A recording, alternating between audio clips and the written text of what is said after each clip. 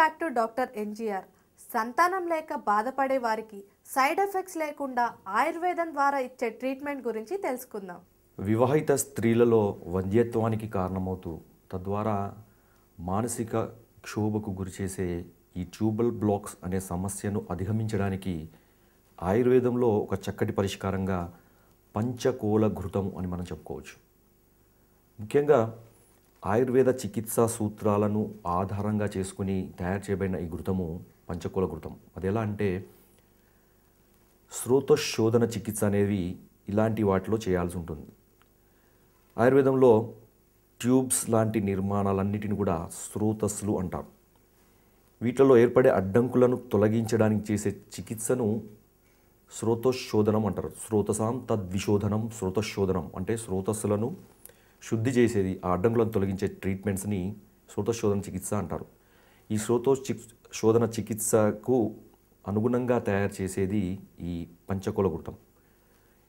ఈ పంచకోల ఘృతము తయారు చేసుకోవడానికి కావలసిన మూలికలు మొట్టమొదటిది పిప్పళ్ళు, మోడి, చవ్యము, చిత్రమూలం, శొంఠి, యవాక్షారం.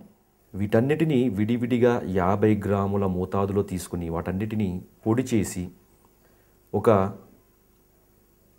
1200 మిల్లీలీటర్ల మంచి శ్రేష్టమైన ఆవు నెయ్యిలో వేసి ఆ నెయ్యికి 5 లీటర్ల ఆవు పాలను కలిపి నెయ్యి మాత్రమే మిగిలిపోయే విధంగా ఈ నెయ్యిని తయారు చేసుకుంటే దాన్ని పంచకోల ఘృతము అంటారు.